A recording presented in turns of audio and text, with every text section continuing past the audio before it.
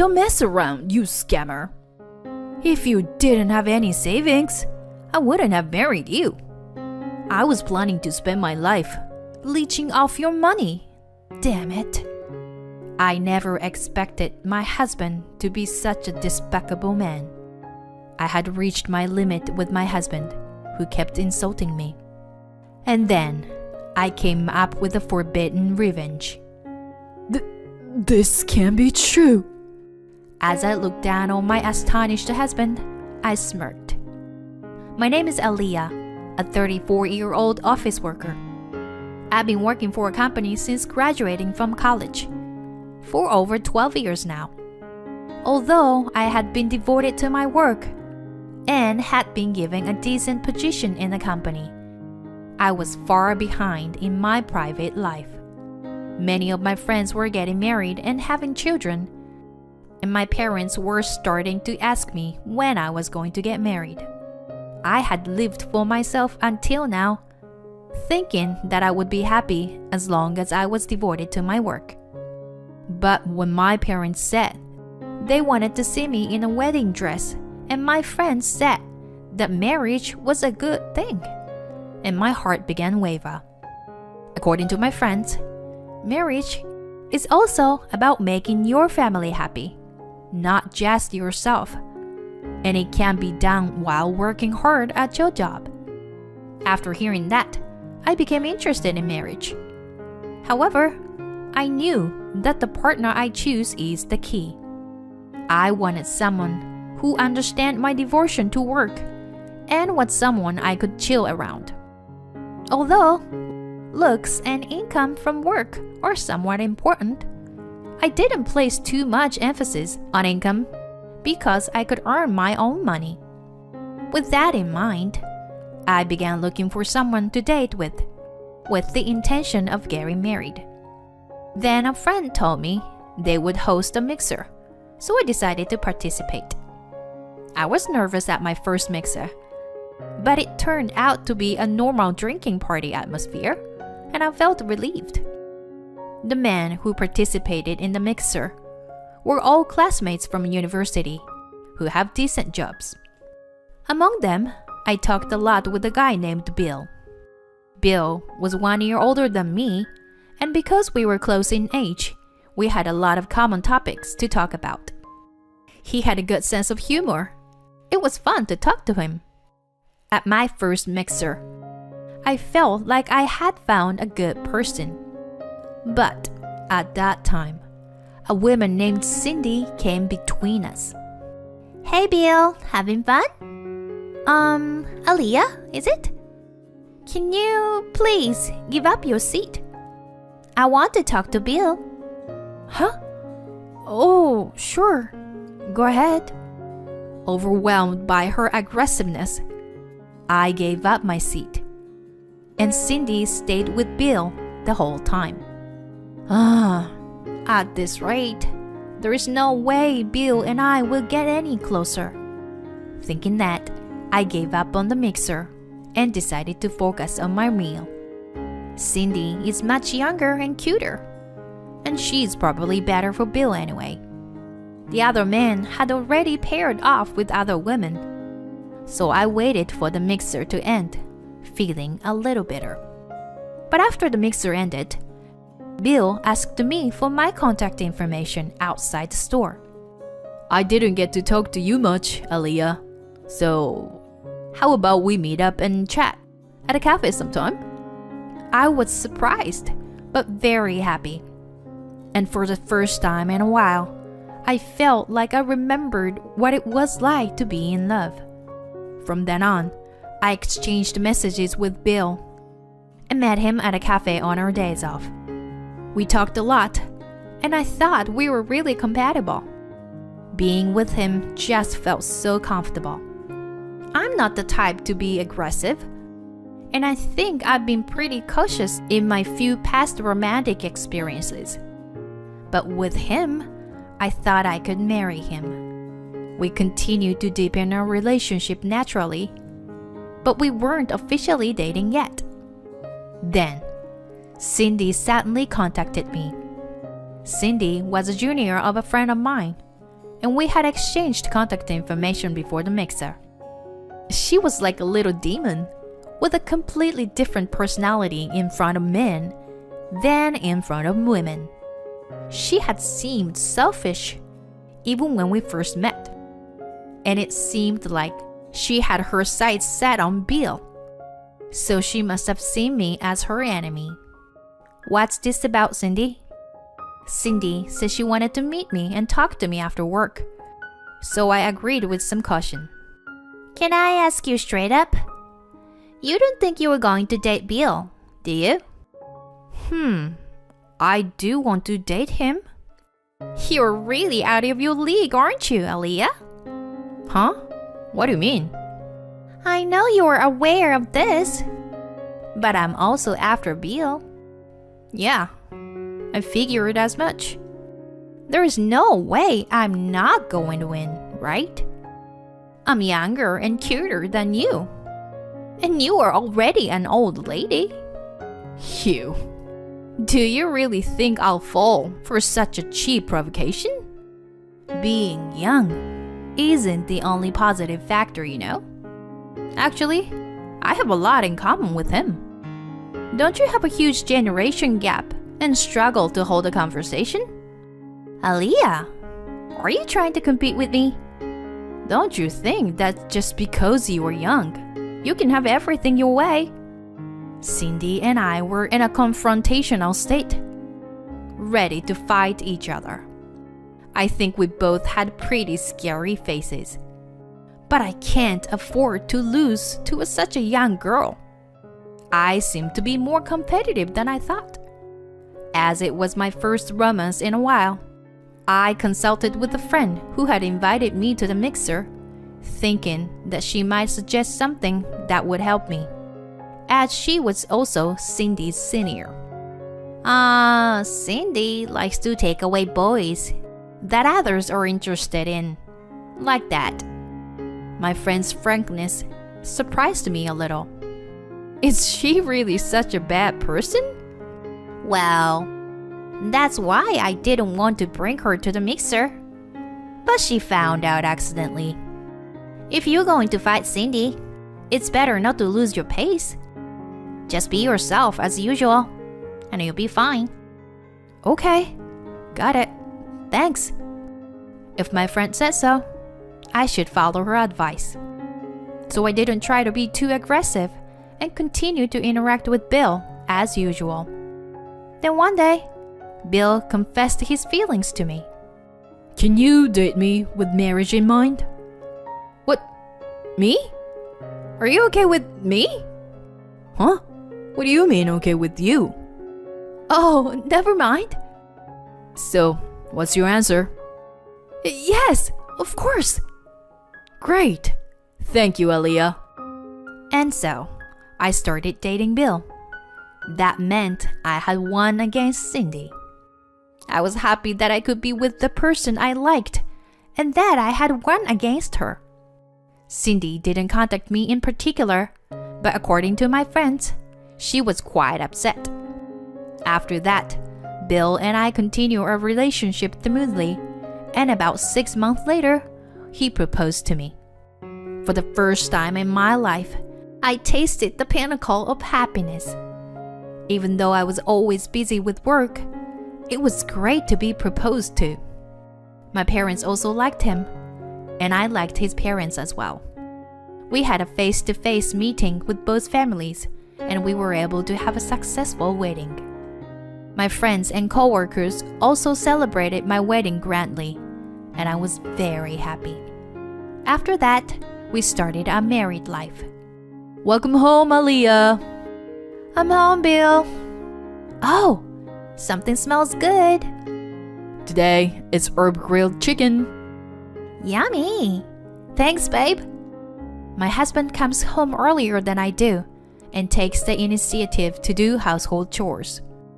He always cooks dinner for me when I come home, so it really helps. It seems like we could continue to have a happy married life together. But that kind of happiness only lasted for the first few months. After that, Our relationship deteriorated rapidly, and it all started when my husband asked me something. By the way, how much do you have in savings, Aaliyah? Savings? Why do you ask? Well, I was thinking that as a couple, it's good to know each other's savings, you know? To have an idea of how much we need to save for something like a future home. I see, that does make sense. So, how much do you have saved up? I have about $30,000 saved up right now, I think. Huh? $30,000? When I answered his question about my savings, my husband's eyes widened and his mouth dropped open. What? What's wrong, Bill? No, nothing. Is that your entire savings? Yeah, that's how much I have right now. My husband let out a sigh and said he was going to take a bath before walking away from the conversation. I was left wondering what was going on. From his reaction, I could tell that he was upset that my savings were less than he had anticipated. I was angry that he would be so openly upset about my savings being low. I still didn't know how much he had saved up. The next day, my husband began acting very cold towards me. He would ignore me when I greeted him in the morning and would only prepare dinner for himself, even if he came home earlier than me. I couldn't help but feel angry that he would act this way towards me. But in the midst of all this, something unexpected happened. About 2 weeks after my husband started giving me the cold shoulder, I started feeling extremely sick and left work early to go to the hospital. There, I found out that I was pregnant. I was shocked but overjoyed that I was carrying a life inside of me. I thought that my husband's behavior would change once he found out we were having a baby. I'm pregnant. Upon returning home, I immediately told my husband. He had a startled expression on his face and looked serious. You're planning to having a child, even though we have no savings? Of course I am. Are you seriously suggesting I get an abortion? If we have no money, we may have to consider that option. Besides, your salary won't be fully paid during maternity leave, and expenses will increase when the child is born, right? Are you serious?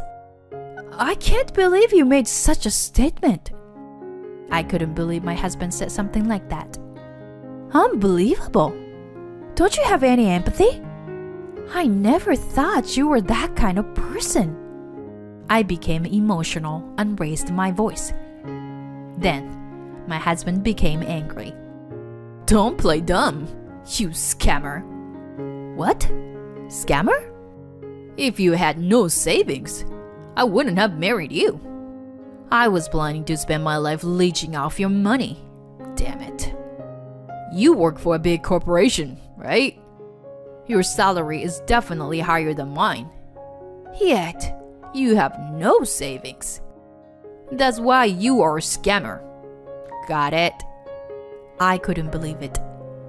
I never imagined that my husband was such a despicable person.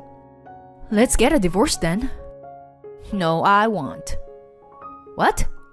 Why not? I never said we should break up. What do you mean? Even when I asked, my husband just shrugged and didn't give me a reason. After that, my husband started to say terrible things to me. What's the point of having a child if you are a spendthrift? It's impossible not to save money while working for a big corporation. Marriage to a woman with no savings is a failure. Every time we met, my husband said such things. If he was so unhappy, he could have just left me. But for some reason, he didn't want to separate. I don't mind fighting in court for however many years it takes. But if it comes to that, won't it be tough to pay for court fees when we have a child. In that case, it's probably better to continue our married life as it is. When I heard my husband say that, I realized something. He was probably trying to mentally wear me down so that I would eventually agree to give up child support and property division voluntarily.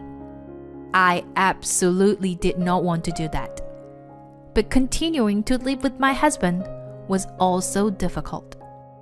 I had reached my limit with his constant verbal abuse. Then I thought of a forbidden revenge plan. About 3 months later, one day, I brought up divorce to my husband as usual.